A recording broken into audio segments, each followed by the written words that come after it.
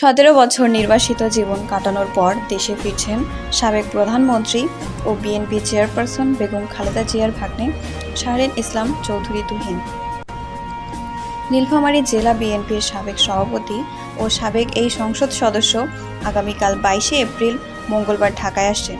তবে জিয়া পরিবারের এই পরিজনকে দেশে এসেই কারাগারে যেতে হতে পারে, কারণ 111 আমলের 2 মামলায় তিনি সাজাপ্রাপ্ত আসামি। ফলে আইনি লড়াই এর প্রস্তুতি নিয়েই দেশে ফিরছেন তিনি।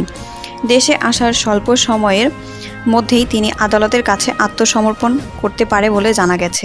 শাহরিন ইসলাম তুহিন সাহেব আসবেন, এসে তার যে আইনের যে অবস্থানগুলো রয়েছে অবস্থানে এসে উনি আইনের কাছে শপথ গ্রহণ করবেন এবং আইনের বিচার কোথায় দাঁড়িয়ে তার বিচারের জন্য উনি মুক্তি চাবেন। উনি নিজেও বলেছেন যে আজকে আমি আসবো, এখন না, আমি আইনের শপথ না হওয়া পর্যন্ত, আইনের বিচার না হওয়া পর্যন্ত আমি হয়তো আপনাদের সঙ্গে ওইভাবে কথা বলতে পারবো না, আসতে পারবো না, মিশতে পারবো না।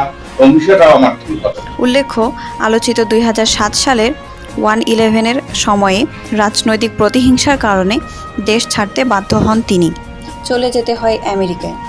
বিগত আওয়ামী লীগ সরকারের আমলে দেশে ফেরার অনেক চেষ্টা করেছিলেন, কিন্তু শুধুমাত্র রাজনৈতিক পরিচয়ের কারণে দেশে ফিরতে পারেননি সাবেক এই সংসদ সদস্য।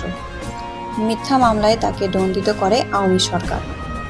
নিউজ ডেস্ক, আজকের ডোনার।